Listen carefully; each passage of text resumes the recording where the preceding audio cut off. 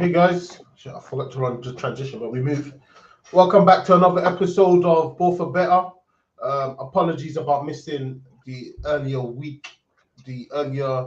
stream of the week. We're still trying to figure out how we're going to run that cadence. It's been up But and down. we're still trying to figure out how we run that cadence. But we will get back to consistency or some kind of understanding soon.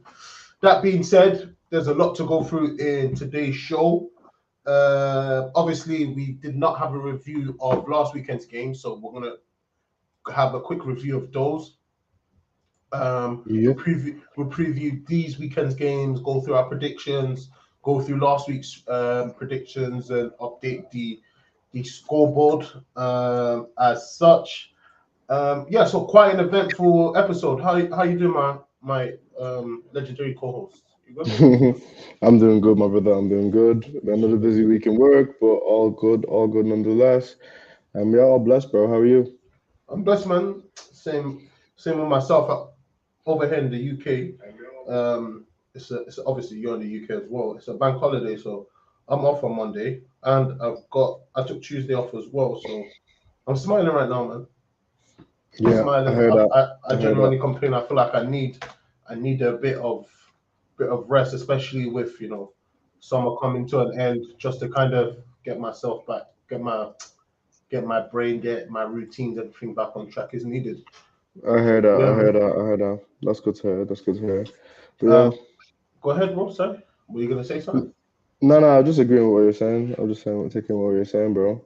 But yeah, there's obviously a busy week in the Premier League, so it'll be good to digest some of that. Obviously, review some of the last week's games, some other stuff lined up as well. Predict the games this week's games. No, you smashed me again and a little. I don't know. I know two games I got over you because you predicted Arsenal to lose or draw or something, and I predicted Tottenham to win. So I know those two games. I definitely did better. We might as well just dive straight into the predictions then. So actually, we'll talk through the game. We'll talk through our predictions. Um, Obviously, the ones that we watched, we'll probably dive a bit deeper into. The ones that we haven't, we'll just kind of quickly glaze over it and keep it stepping. But Forest Sheffield, you predicted 2-0. I predicted 1-0. I think that was a two. That game actually finished 2-1, if I am not wrong. 2-1, yeah, to Forest. Yeah, It's 2-1 2-1 to to Forest. Forest. So we both predicted a win. We both of us didn't get um the score right, Correct score. but so that's 1 point for both of us. Jeez, 1 point for Next game. you, 1 point for me. I didn't. What Did I watch these that all game? these That was on Friday night. I actually did watch that yeah. game. What we can do is I can do the results and you can do the tally-in if you want because I have the results open. Okay, yeah, perfect. Um, I I, I watched that game. Sorry, but I didn't take it in too much. I was probably doing some other stuff while I was watching the game. But a couple of stuff that I did take from watching the game is that Forest actually, not to say that they look good, but Awoniyi looks good. Yeah, he looks warm. He looks very sharp right now. Also, Elanga is looking decent. They have a couple decent players there. Gibbs White, Brendan Johnson. Aurier got man of the Yeah, match. yeah, I'm yeah, yeah. sure. He's turning up, so they're looking a bit tidy. Obviously, Matt Turner's come in. Even the goal they conceded, I think it was a worldie. I can't remember. I can't remember. But yeah, Forest picked up It there. was Hamer scored a cracker. To be fair, yeah. Yeah. So I'm not wrong. Yeah. So Yeah. so Forest did well there.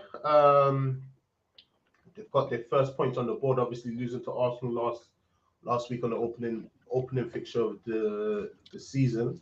Only losing 2-1 as well, so it was marginal, and then obviously come Yeah. back and bounce back with a Facts. big win, put numbers on the board but quite early, which is good for them. And a lot of people Facts. probably would have said Forest are one of their favorites to go down. So it's obviously good to see that Steve Cooper and his men are kind of defying the haters, which is impressive.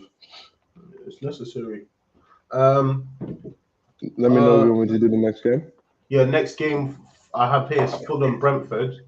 So that was 3-0 to Brentford. We both got that wrong. We both predicted draws, so no points across the board there. But Mbeumo was warm, and that's Vissa. Yeah. Vissa, I think the first goal was Vissa. I think what's it called made a mistake. Diop. Yeah, Diop. I tweeted about it. It's Diop. I'm telling you now, he has a generational bozo gene. Every once in a while, that guy does something really, really silly, like really, really poor, and I'm like, what are you actually playing at? But to be fair, to kind of like add some context to the match, it looks like Team Ream got sent off for a certain stage in the match, so that obviously would not be at 64th minute, and I think they're only up 1-0 at this stage. Okay. So it's just a tiny bit of context for it. So both of us pick up no points there. What is next? The next game. Oh, sorry. Just before we move off that, Mbeumo, because I have him in my Fanto, he is warm, bro. And I feel like with Tony not being out, he's obviously going to be on pens. Yeah, and he takes corners. Exactly, and he was surprisingly cheap in comparison to other players on fantasy. So I brought him just in for myself. the Fanto guys, just want to keep an eye on or maybe think about getting into your team. He was one of my first coups. I was like, I have to get Mbeumo because obviously, as we said, he's a striker playing midfield, takes corners, takes free kicks, and he's obviously the focal point as well on penalties now, and he's obviously the focal point with Tony being out. So he's a good coup for 6.5 million, bro. Facts. I had to jump on it quite early, so yeah, I'm really happy with that shout because Mbeumo has been playing warm. Next one, Liverpool Bournemouth. Yeah. I don't know that was 3-1. 3-1. That was 3-1. Yeah, Liverpool beat Bournemouth 3-1. You predicted 4-1. I predicted 3-0. Damn. So 1 point for both of us. McAllister getting sent off. A bit of a talking point for that game.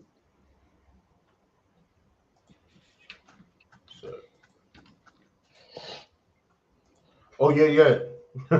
Sorry.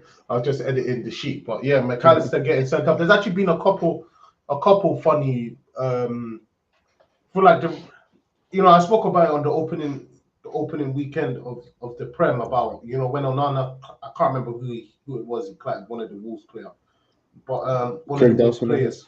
But I won't lie, the standard of officiating in the Premier League is still very poor, and McAllister getting that red card, like the tackle was high, but it was just a 50-50, bro. Like, that is most definitely not a red card.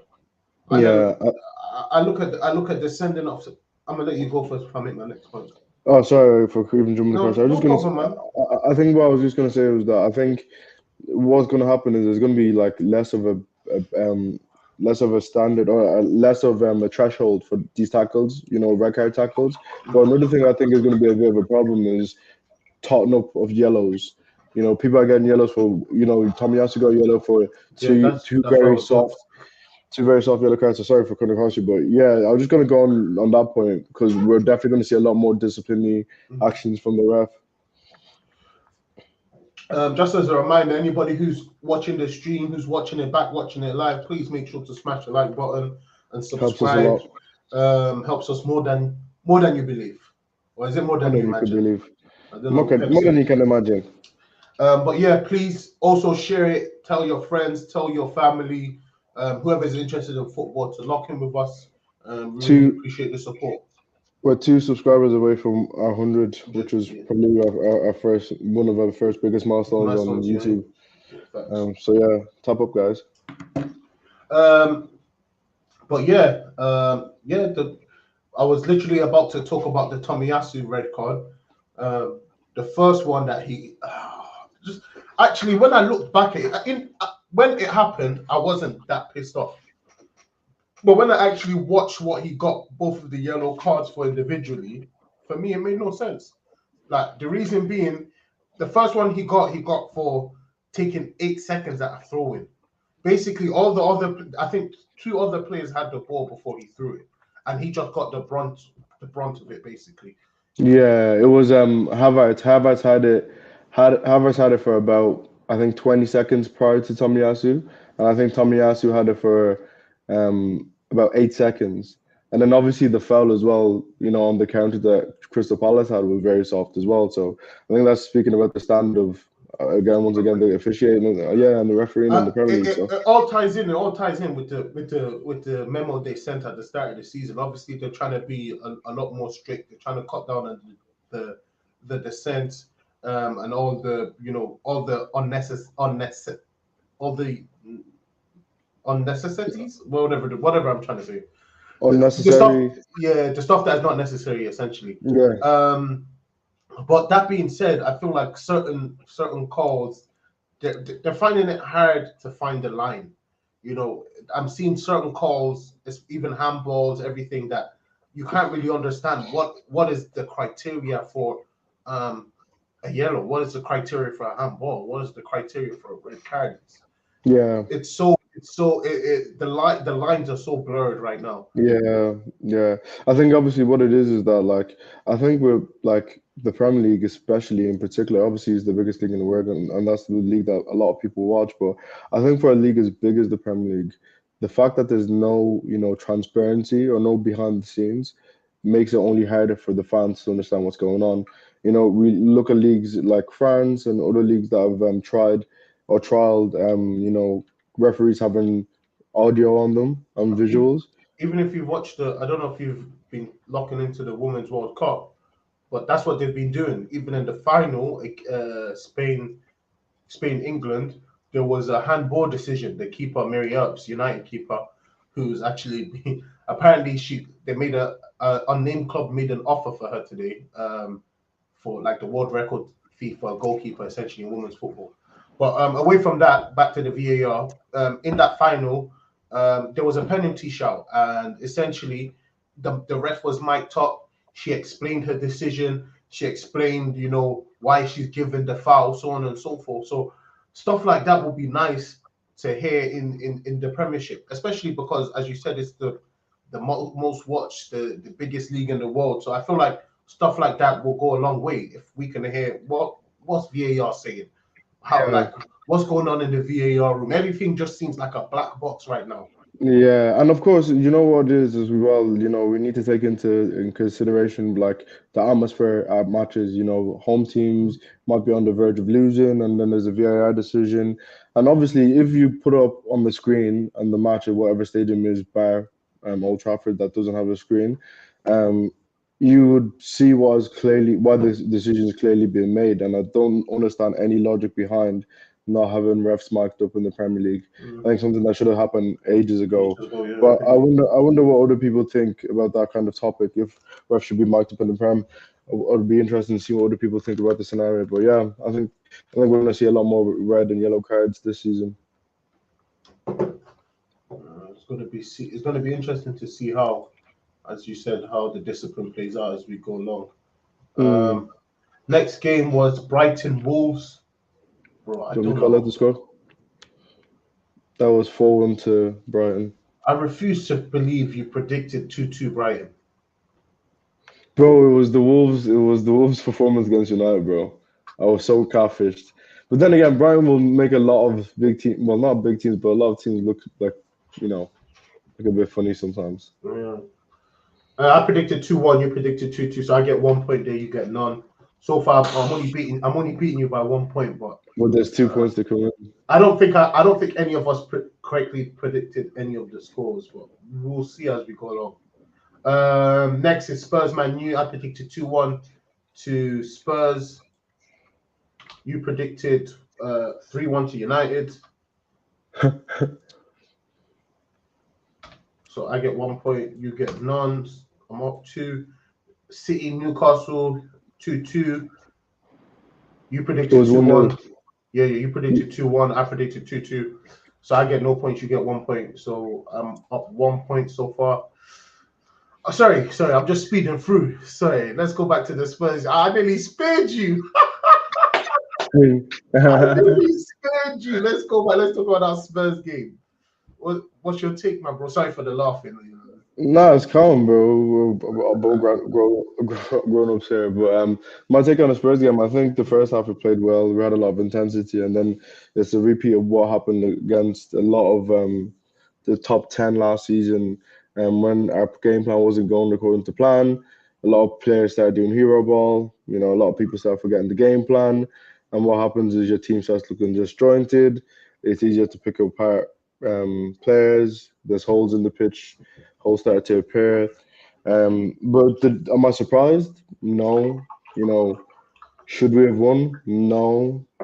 You know, do I think we were set up in the right manner? No. You know, do I think the players that started today, you know, put on the performance of players that deserve to play for my team? No.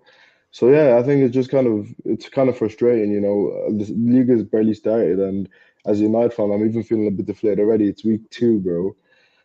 But yeah, I'm not gonna get too disheartened. Obviously, we have Forest this weekend, so that should be a bit of a morale booster. But I think we've been saying it from the start of these live sessions. Ante Postologlu, what is he cooking, bro? From obviously at the start of the game, Tottenham looked a bit shaky. You know, we had playing Pedro Porro as inverted fullback doesn't really make sense to the kind of generic public, but you know. That manager is cooking, bro. He had the team set up very well. Maddison was creating chances. Even with a striker like Richarlison, they still put on a good show. And Basuma, yeah, he keeps showing us why he's been touted so much, why we've been speaking about him so heavily. So, yeah. There's a few talking points I would like to address. First of all, is, you know, I'm an Arsenal fan. I don't really F with Spurs, but I won't lie. Even with fantasy, just in general, I might have to start buying into them a bit more. I don't think they're going to be special, but I do think they're going to play exciting football. It's going to be completely different to the Spurs I feel like we've watched over the past couple of years. I feel like the Spurs I've watched over the past couple of years have been very boring to watch. There's no real entertainment. Apart from Harry Kane, there's not much that actually goes on. He's literally just the person who bails them out week after week. But with the way they're playing now, they have some kind of structure to them. I'm looking at players like you mentioned there, Basuma, who looked like a dead player last couple of years. It looks had a like big case around him though last year, if you remember. There was what? A case around him, like some kind of.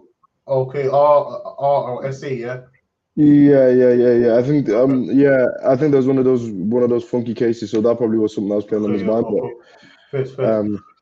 That being said, I feel like, you know, with the way Tottenham have set up, it's allowed players like Basuma to be it's giving them a bit more freedom. I'm seeing, man, you know, he's on the ball, he's changing his pace, he's beating players, he looks confident, basically, is what I'm trying to say. You know? Yeah, I agree with you. And even just to add on what you said about the style of football, I think, you know, I don't really come across too many Spurs fans. Me as a neutral, I actually don't really mind watching Spurs, but I feel like what I've noticed recently is Spurs have sold their soul to try win trophies and probably try to entice Kane to stay. You know, they hired the likes of Conte, Mourinho, people that are renowned for playing kind of ugly, kind of defensive football, grinding their results and not really playing attractive football. And I think they've kind of said, you know, we've trying to work with this and it's not working. We haven't won any trophies. We haven't we haven't competed with any of the elites.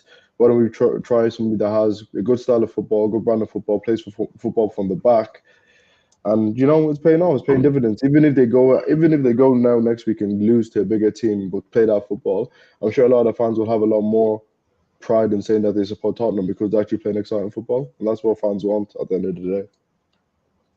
That's true. Fans want excitement and they also like to win.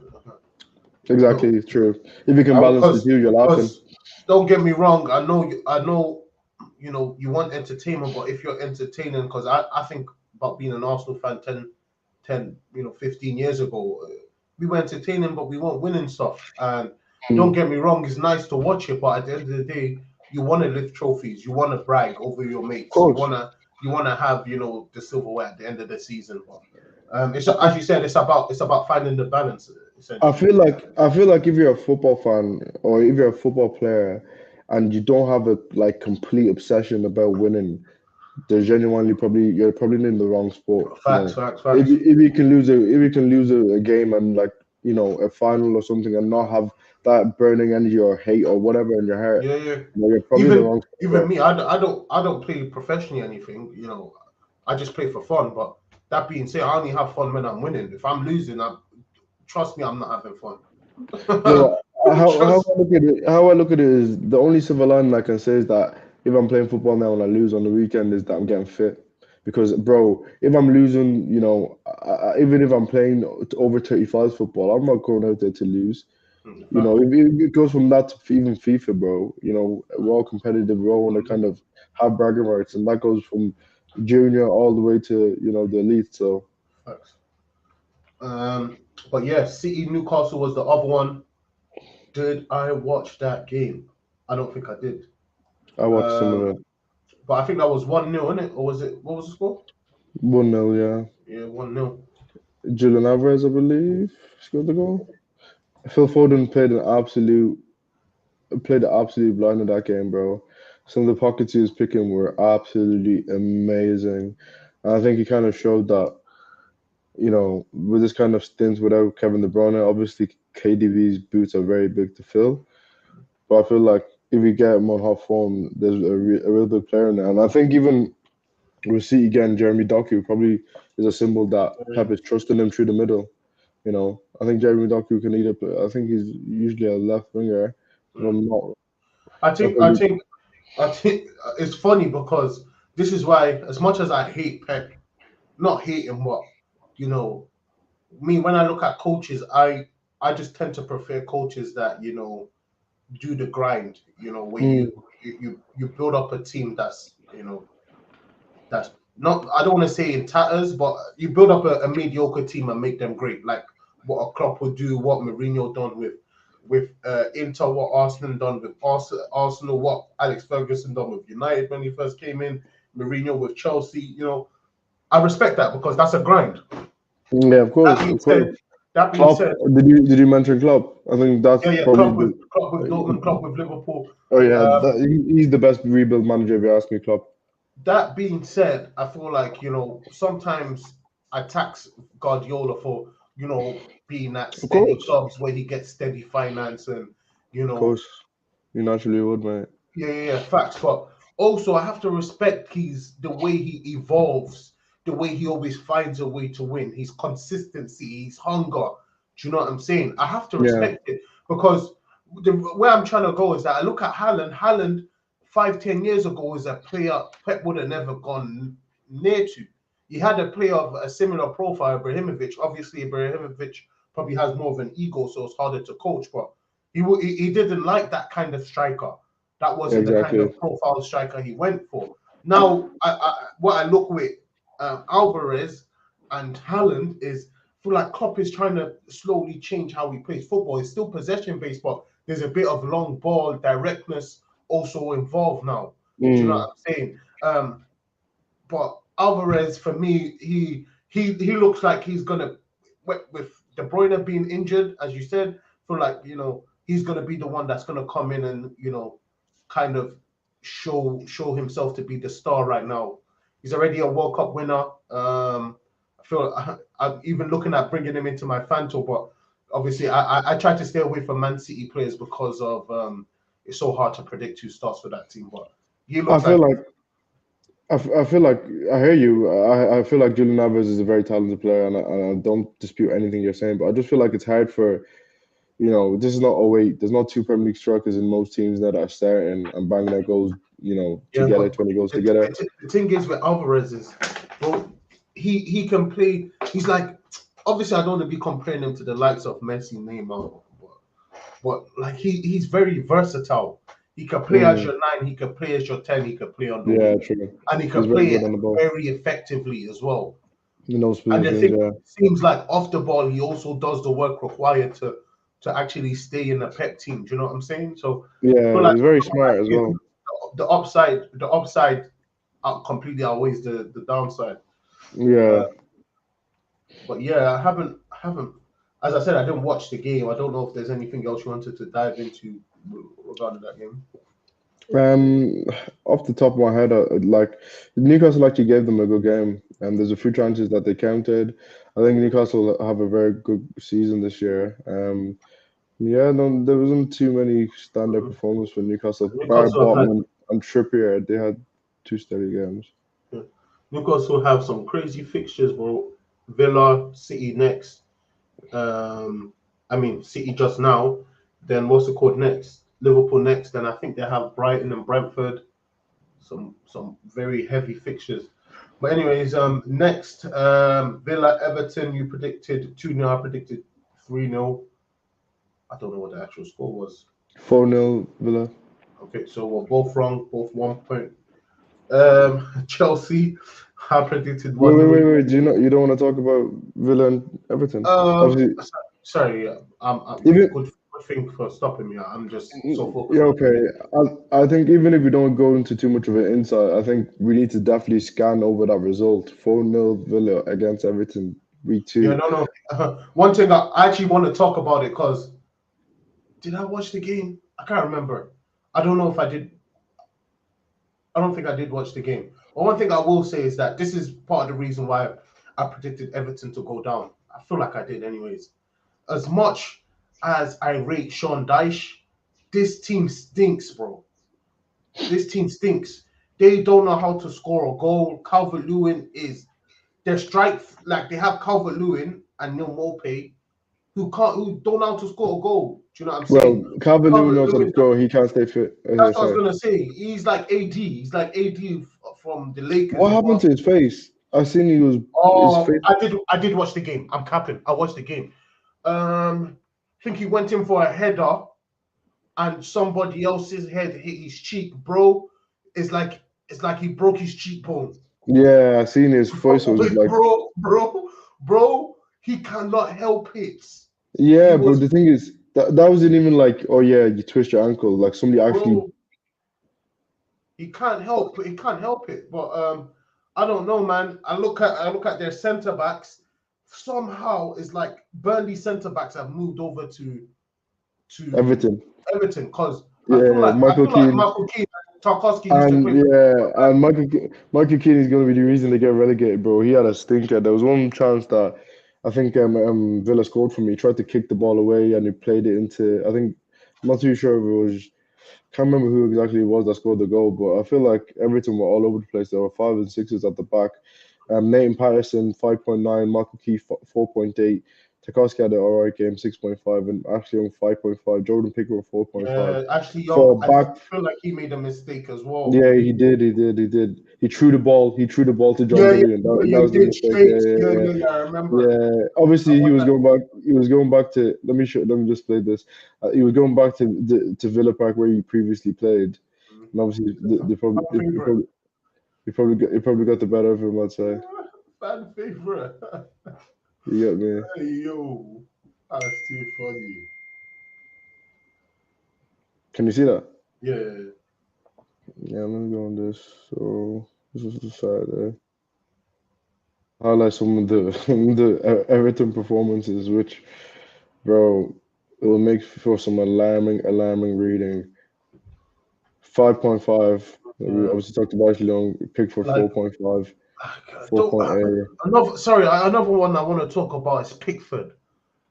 Like I rate him, but I feel like he's one of them guys who just. Maybe I'm gassing about. I rate him. I feel like he just screams and shouts. That doesn't make for good reading. Expected goal 0.63. That's what I'm saying, bro. They don't 9 shots 0. No, this might actually be down to the manager. Bro, that's what I'm saying, bro. But you have to deep it even before the manager, bro. Everton last season is the exact same story. Yeah. They don't know how to score goals. It's just the only person who I can remember was scoring goals for Everton was Demarai Gray. He's the only one that looked like a bit of a live wire that could break something or do something. You know what I'm saying? These man. He's the only goal. But one thing that I will respect here is Sean Dyche having a load of black guys. I have to respect it. Yeah, he's went against his weight. Maybe that's why he's even losing. But I was gonna say, I don't know why he's not starting Danjuma. Oh, Danjuma came on and played good. But yeah, Or exactly. when he came on for Calvert-Lewin, he held up the ball pretty well. He was running at Yeah, yeah. defenders. He looked sharp. Yeah, I think he had one shot as well that looked quite decent. Yeah, he Someone looked else sharp. watching it. But yeah, that's Villa Everton. I think Everton will go down, man. Until I see otherwise, I'm sticking with that. But we both predicted a Chelsea win. I predicted 1-0, you predicted 2-0. Chelsea got absolutely smashed, even with 10 men. They lost 3-1. Yeah, Sassuolo had an absolute stinker. It's so funny because people have been mocking him. I'm not too inclined to look at his performance. I'm not too inclined to look at his performance. I feel like it's a debut. He messed up. It is what it is. We can't get on him too much. But obviously, I feel like Caicedo, Lavia, they have the squad. I was actually talking with a couple of the lads, kind of in depth about Chelsea today. About is what they're doing. Is it a big risk in terms of signing all these young players at high prices and putting them on 360 deals? Because it's going to be hard to sell them. Let's say if they don't perform, it's going to be hard to get rid of them. You know what I'm saying? We spoke about this a couple of weeks ago about how other nations they can't take Premier League talent because they don't have the money to pay the wages to prize them away. So players that Chelsea are buying, obviously the likes of your Enzos, the likes of your Caicedos, they're a little less risk heavy. Yeah, But still, there's still risk there. of These course. players get a nasty injury. I don't It's a know. long day. I don't know. I don't know. My whole point is that I'm just trying to get your thoughts. That do you think that this is the start of a process, or do you think that they're just kind of doing everything inshallah, or what's your take, bro? I think I think with football and with sports business and a holistic view is that there's a lot of operations to building a successful club or a business. And I Yeah. think Todd Bowley's probably looked at a model that worked for him very well in America and tried to replicate that too directly in the English game. I think football in England is a man sport. I know that might be even a bit bigotry or whatever. I think it's a man sport in the Premier League. You need people that have experience. You need people that have pace and power and a bit of grit about them. You don't really see too many teams going out and bulldozing a whole season with a team of young or like young and no experienced players within the Premier League system. And I feel like money's been just thrown at the team and there's no one who's actually sat down and said, you know, let's think about the future. Obviously, they're thinking about the future and planning ahead, but I don't think anybody's kind of thinking about the now and the future. It seems like there's kind of like a kind of mindset that we'll just throw 8-year contracts to player, and even if they don't do well, we'll just loan them out. And I don't know how they balance their books. That's just my main concern.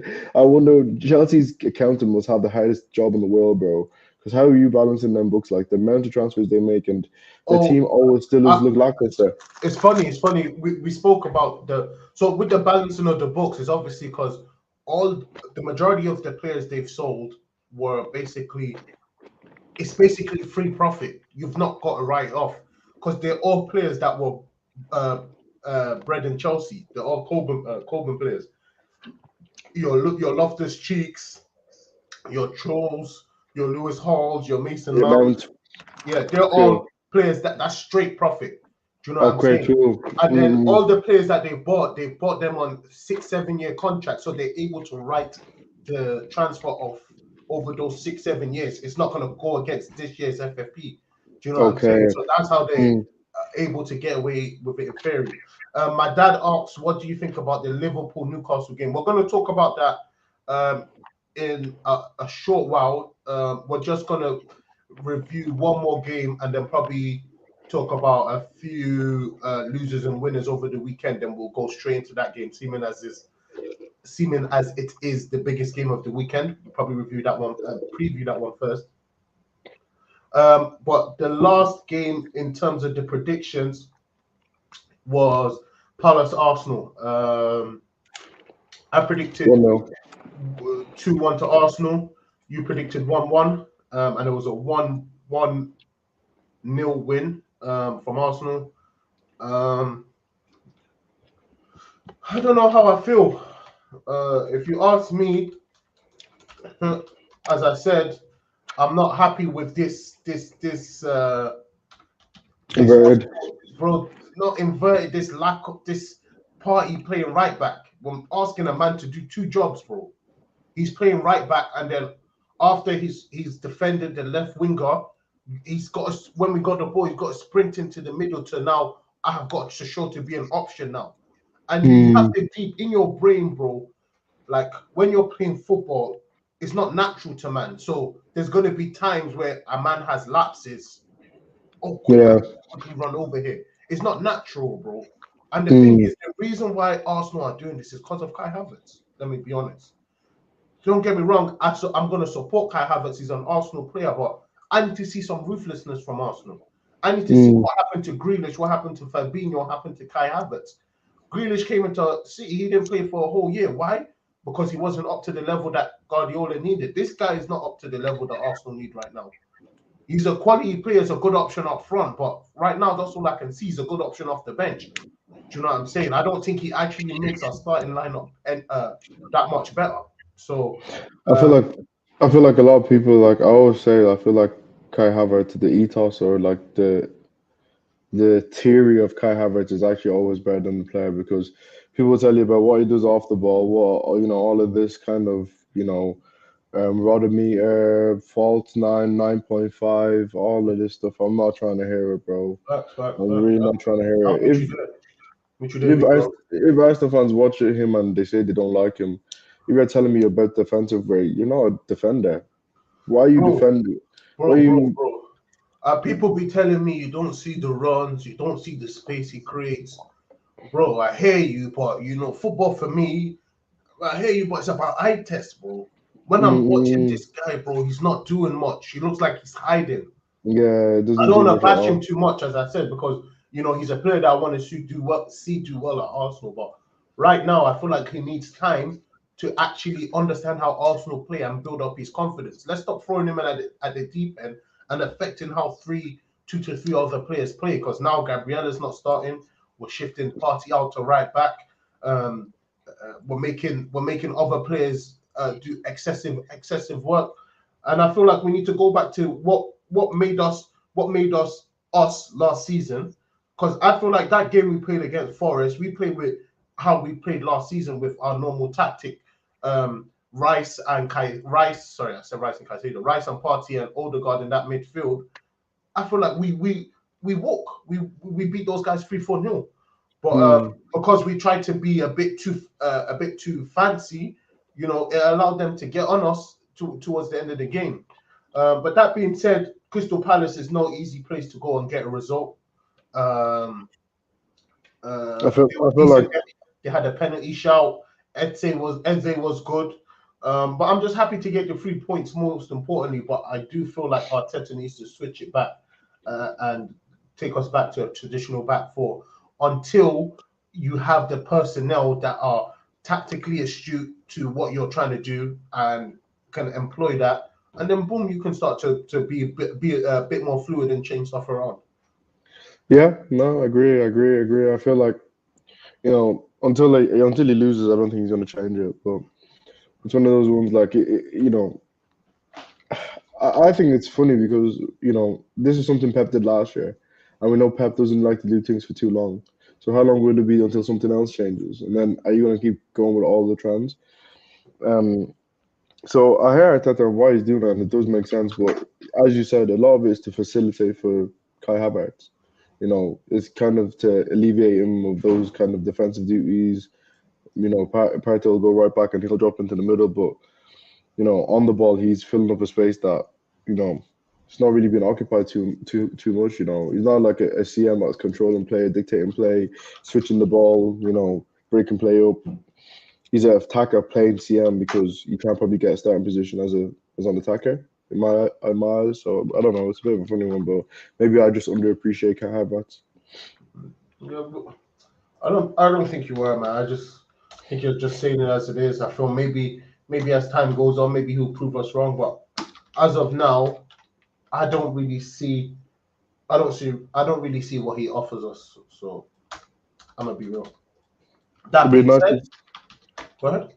I was gonna say it'd be nice to get some opinions. So what I was even doing is like I'm kind of trying to pinpoint these places in my head because we could even make some stuff for our socials, our other socials. But I wonder what people think Kai Havertz, like Arsenal fans probably in particular. Do they think that he'll be a bang or do they think he'll be a bust in the Premier League? But right now, it's still kind of hard to tell, isn't it?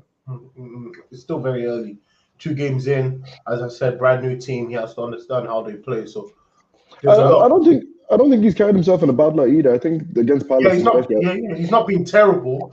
But what I look at is how efficient are we? Are we working at our optimum? Right now, I don't think we are. I feel like there's certain things that are holding us back from, operating at that optimum and playing to the best of our ability. And you think that's Kai Havertz? I think Kai Havertz is part of it. Yes, I'm gonna be honest. That being said, you did the 3 winners, 3 losers last week. You gonna take over this week? I'm gonna take over this week. Let's go. Let's hear it. Yes, indeed. So my first winner is actually while we're on the topic is Arsenal and Declan Rice. Declan Rice was man of the match. Saliba was also a quality player, and I feel like, when we first started these streams and we were going, through the preseason games, I looked at Declan Rice and I was telling you I had some question marks over him and over his fee, etc., etc. But now I'm starting to see, what he's about. I don't know how. Like, I've seen a post I put up in 2020. Declan Rice has always been quality.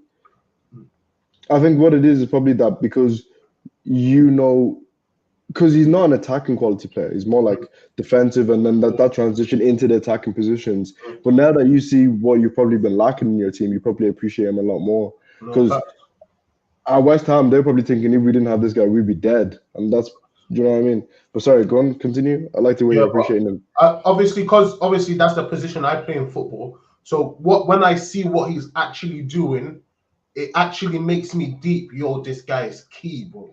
Yeah, man. This guy is key. And then having a presence like him and Partey in the midfield, I think in the bigger games will be a blessing for Arsenal. But I don't want to talk too much about Arsenal. That's my first winner. My second one is Unai Emery and Aston Villa.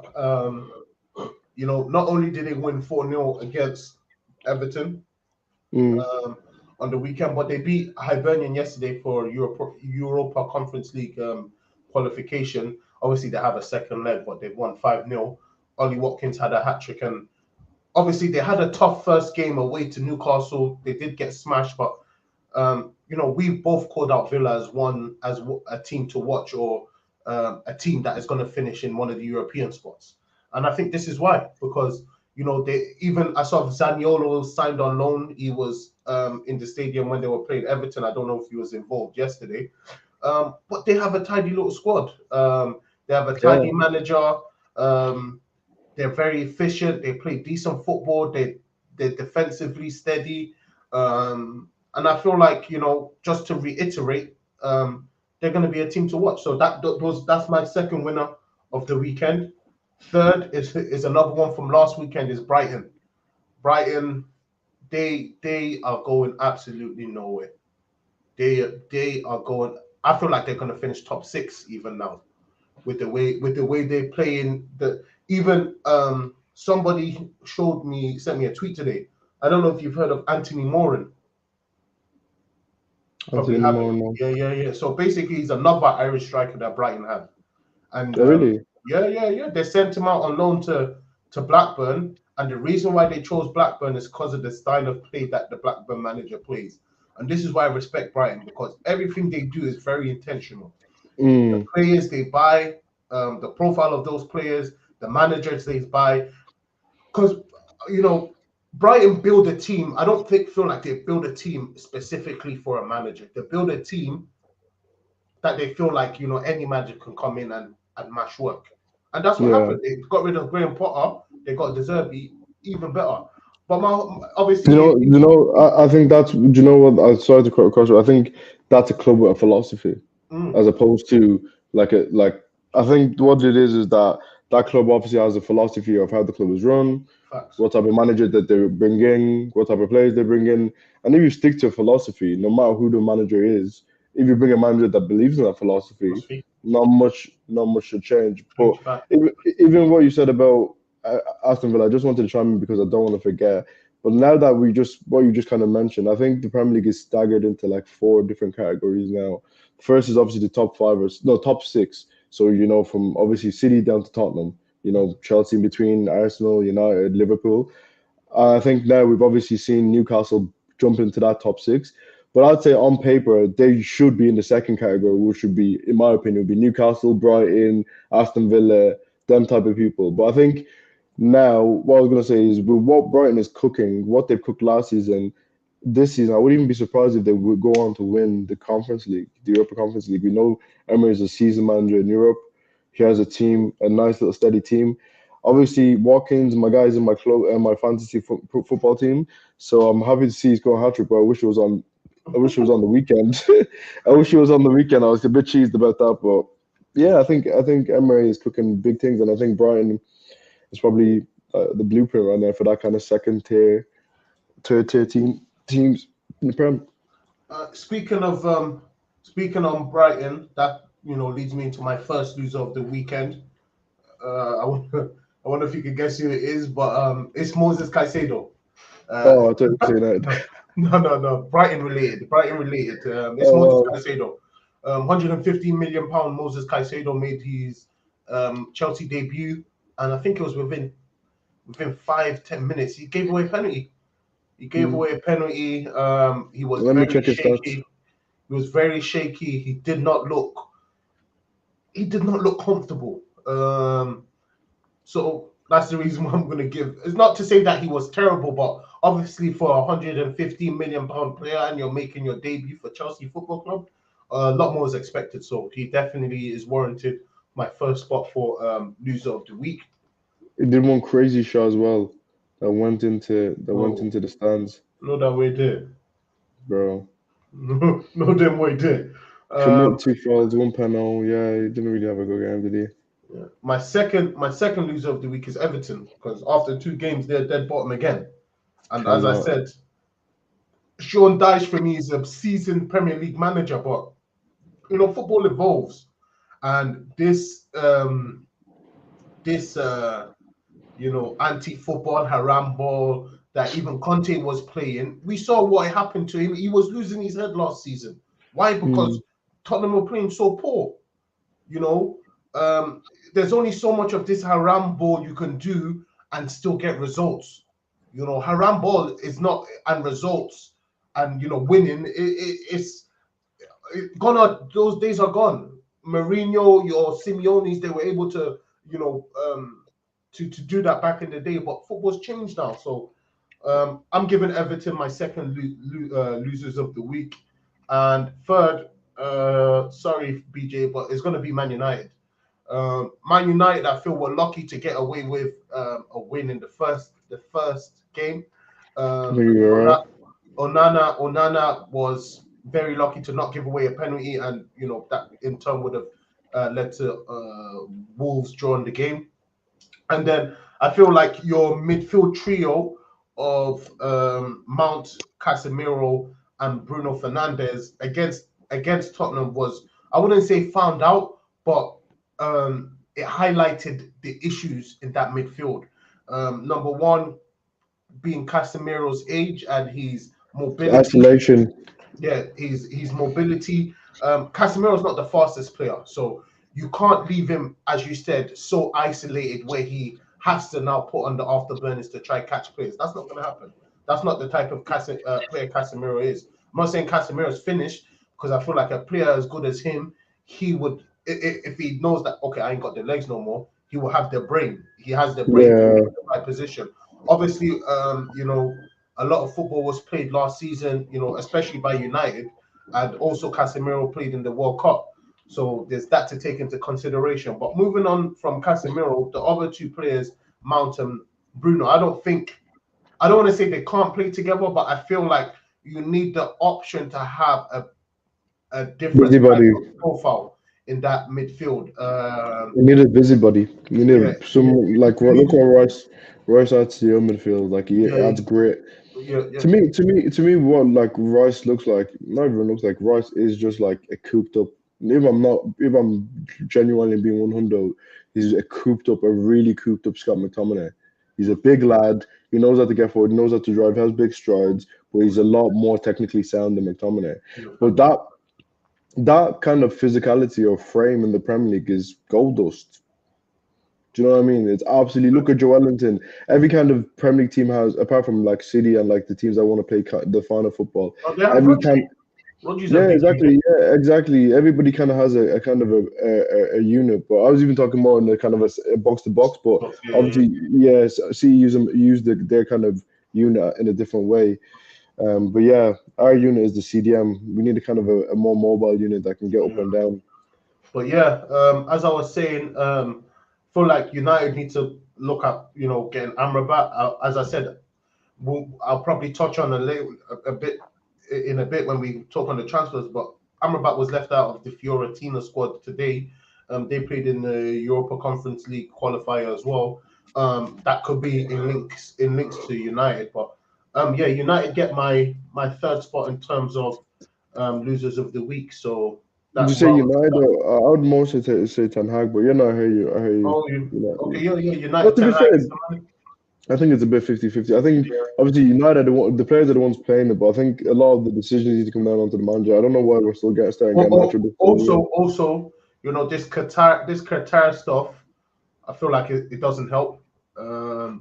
Obviously, you guys need to sell to buy, and it's obviously because the current owners are looking and like, listen, we might be selling the club soon. No point of us actually investing change from our pocket. So I feel like that has also left you guys in a precarious position.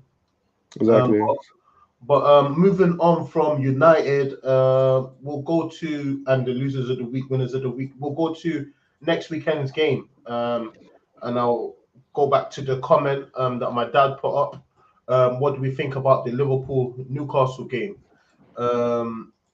The Liverpool-Newcastle game, I think Liverpool are at home, right? Do you know? Yeah. Liverpool at home? Yeah, I believe so. I'll double check, but I'm pretty sure they're at home. I'm a try to find it here. No, Liverpool are away, Newcastle at home. It's Sunday 4:30. Oh, that kind of changes it. To a certain degree. You know what? Yeah, that's going to be a tight game, but I feel like it'll be a draw. Newcastle will win. Newcastle have just come off the back of a 1-0 defeat away at City. They're at home. St. James's Park it's not anywhere that's easy to go to.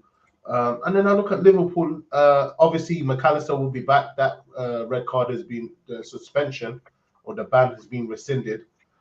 Really? I think so. I'm nearly 100% sure. I saw it on Twitter. I didn't see any official sources say it, but I think so. Yeah. BBC. Even 2 days ago, Liverpool midfielder's red card against Bournemouth is overturned. Yeah, so he'll be available this weekend. But in terms of what I think will actually happen, it's hard. It's hard because that's going to be that's a heavyweight match.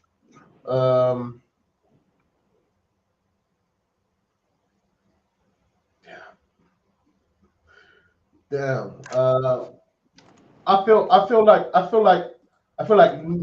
it'll be a draw. I feel like it'll be a draw. I didn't see. I know Endo came on for like 5-10 minutes. I didn't watch the game, but I would like to. I watch this game.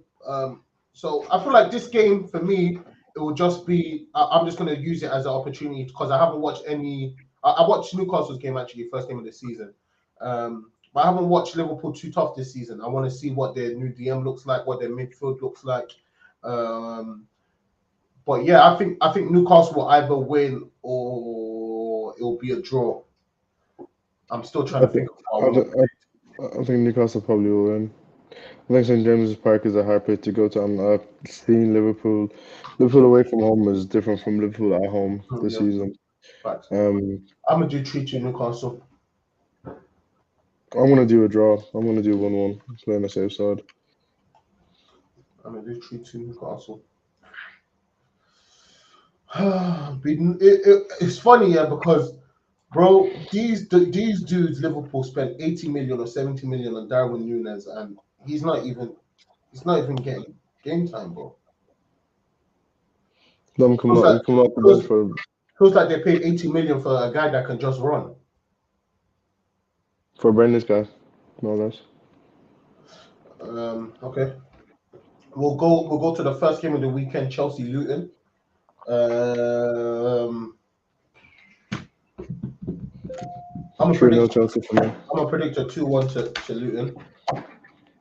What do you say, 3-0 to Chelsea? Shit, do I think Luton can beat Chelsea on the road? Damn, I'm a bit crazy. But I live for You're being locked in crazy. now. You're locked in now, bro. Pardon? You're locked in now. You can't change it. Look at this guy. Guys are crazy. So far, actually, so first week I got 19. You got 5. Second week I got 6. You got 4. So it's 25-9 right now. Wow. Yeah, it's 25-9, and the gap is only going to keep getting bigger.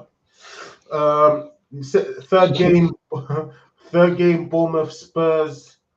I think Spurs will win that 3-1. I think Bournemouth will get a goal. Bournemouth at home. I'd say 2-0 2-0 Spurs. Okay. Arsenal Fulham. Fulham have been a bit tidy. Raúl Jimenez has been good. I don't know if Paulinho is back, but Arsenal at home, so I'm gonna go 3-1 Arsenal. Arsenal don't know how to keep a clean sheet, especially at home.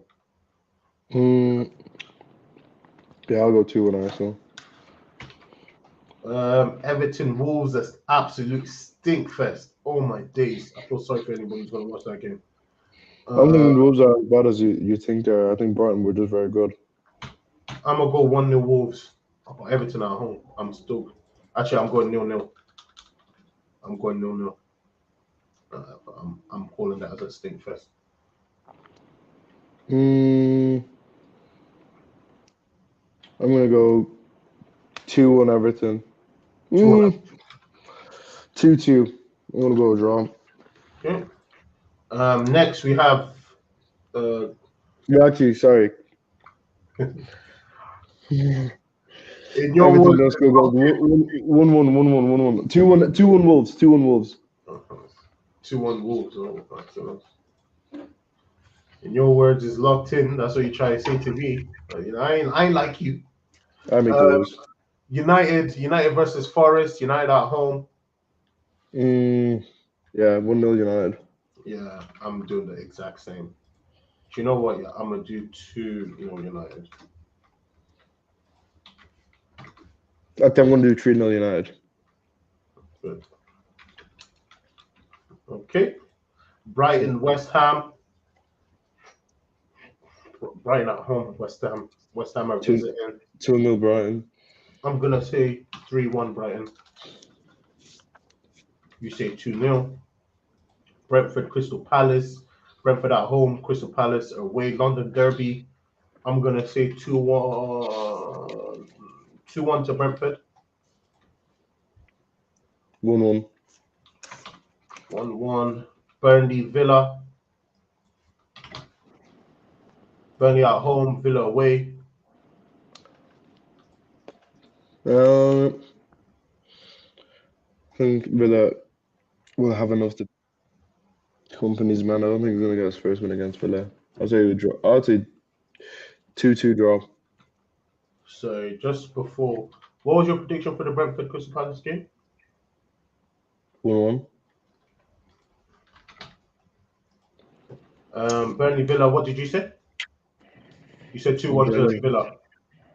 2-1 to Villa, yeah. FYI, Villa away. Still, lock it in, baby.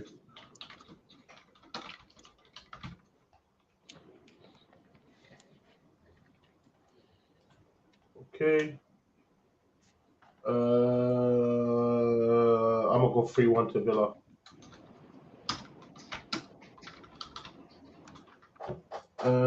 Sheffield against City. I'm gonna go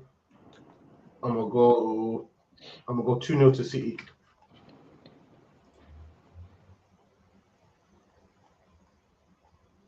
Three-0 City. 3-0. Okay, that wraps up the predictions. Just for your information, BJ, that's all on the ballforbetter G Drive. Safe, bro. All the weeks are there. So, just a few transfer stories that I want to cover before we wrap up. Salah. Don't know if we touched on it during the show, but Salah has been offered, I think, a crazy contract to join basically Benzema's team in Saudi Arabia. I think what I've heard is something like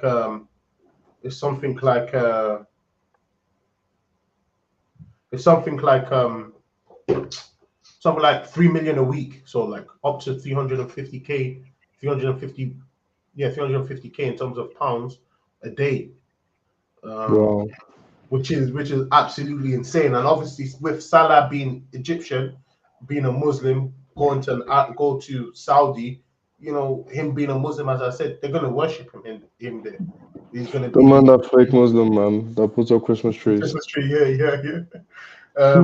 But they'll definitely worship him there. Obviously, he'll be joining forces with Fabinho, his old teammate, Kante, and Benzema as well.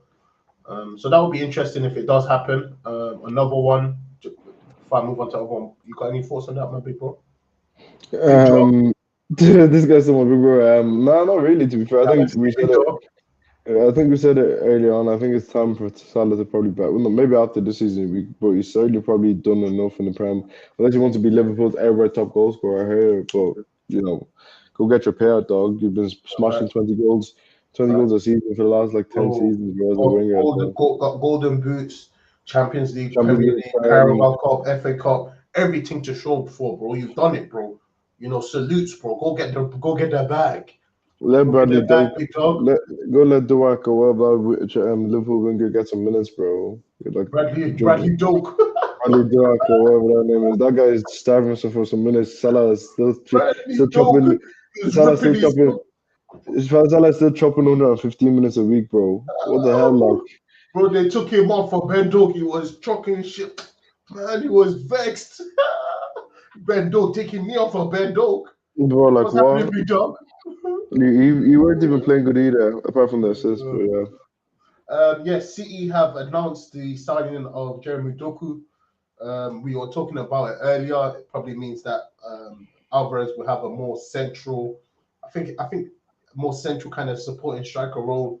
Obviously, he will play on the wing if necessary, but I feel like Jeremy Doku is kind of seen as your Mahrez replacement, essentially. Yeah, okay, but yeah, more or less as you said, actually, that's pretty true. That'd be pretty accurate. Yeah. Yes, signed for 55.5 million from Rennes. But go ahead, bro. I'm just gonna say, I feel like on paper, Jeremy Doku, like sometimes he's visually pleased on the eye, but I think on paper he's not the type of player that I'd like to kind of have on my team. I feel like he gives me Alan Saint-Maximin kind of vibes. Like he's a talented dribbler, but you know, I don't know. I feel like. Yeah, there's something about really mazy wingers. I'd rather do 55 cutbacks than kind of be direct and go for the juggler. Something that I'm not really a fan of personally. First, just moving on. Chelsea have signed an 18-year-old midfielder. Believe is a midfielder. His name is David Washington. He's a forward. My bad. He's a striker, and they've given him number 4. Is this for real? There's no way. Share screen. Let's see. Bro, Wikipedia says, but you know you can't really take in Wikipedia too tough. I'm gonna show you. But basically, these lot are saying he is number 4, which I'm not really taking in. Chelsea.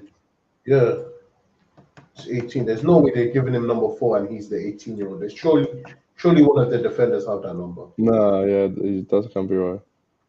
Yeah, but Chelsea have signed him, and they've also signed the second keeper, Georgi Petrovic, from New England Revolution. So he's actually come over from, I believe, New England Revolution. That's MLS. Yeah. Chelsea actually don't currently have a number 4, you know. Also, he could be number 4 then. That's ridiculously stupid for a striker. Bro, for a striker, bro.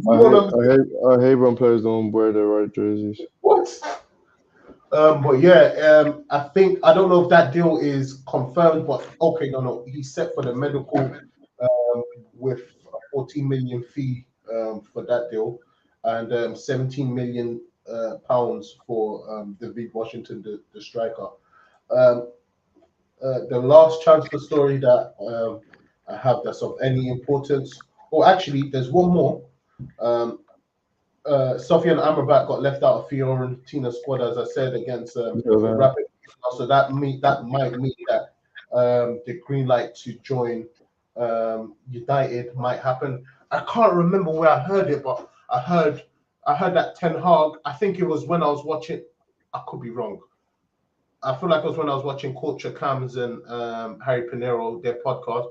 I feel like they mentioned that Ten Hag has basically made an extraordinary request to basically sign a midfielder on fast track that he needs one, like he needs one yesterday. So I feel like this is why this is moving. Obviously, because I remember the last time we spoke, we were saying that United need to sell a player before you can buy him. Yeah. So that this is kind of changing now. Ten Hag yeah. He's put down saying I need something now. So yeah, and I think obviously the fact that in 2 different positions, I think Mason Mount was injured, so he was out for 4 to 5 weeks or 4 to 6 weeks. That obviously gives more of a green light for Amrabat, and obviously Mason Greenwood. His news about him not coming back or being reintegrated into the squad could leave space for another striker. So I think obviously that will put pressure on the Glazers to spend more money, more or less. The last couple of stories, one's not really a transfer, to do with City. Bernardo Silva signs new contract until 2026, which is like a new signing, obviously for City fans to have a mainstay in their squad and a key player sign a 3-year extension. But the actual transfer deal is Nunes. Matheus Nunes, that plays for Wolves. City have been linked with him, and City actually made an opening bid for 47 million, which Wolves have rejected. I don't know. You know, I feel like I don't want to judge, because I feel like a lot of the time I see City signings, they don't make sense. But a lot of the City signings I'm seeing this window and the target, for me, genuinely don't make sense. I saw previously, before they were linked with this done, they were trying to go for Jorginho and Paqueta. And Paqueta is a decent player, but is he a City player? I don't know. This is what I say about Pep and his evolving of football and tactics. I don't know if I can keep up. I think that makes a whole lot more sense to buy Matheus Nunes than Paqueta. I feel like I think the biggest issue, the biggest problem that Chelsea made, and it's not these transfers or who they're linked to now, is letting Gundogan go. They're struggling to find a replacement for Gundogan. Yeah. They bought Kovacic, you know what I mean? And he obviously, I feel like they don't feel like he's going to fill the boot. So, yeah, I'll be very excited if they were to get Matheus Nunes. I think he's a very good player. But I'd obviously be more excited if he went to a team like United, or a team that actually probably needed him more than City. But I think that transfer makes a lot more sense than Paqueta, in my opinion. But yeah, that's about it. I ain't got much to add. As I said, guys, we're still trying to figure out how we're gonna run the early show in the week. So look out for updates on that. As I said, whoever's in whoever's in the live, whoever's watching it back, please make sure to smash the like button, subscribe if you're not already subscribed, and please tell your friends and family if they are into football. Please let them know what we're doing here. But yeah, man, appreciate the Much support, guys. appreciated. Much appreciated. And as Sadiq said, please smash the like and subscribe button. It doesn't matter if you're watching this in 2 weeks' time. It doesn't matter if you're watching it in 2 years' time. It's still all going to the same place. So yeah, just smash the like button. It helps us. And it pushes a long way. And yeah, but thank you for another good night. And yeah, that's it from us really. Peace out, guys. I'm off. Jesus. Take it easy, guys. Have a good evening. Bye bye. Peace and love.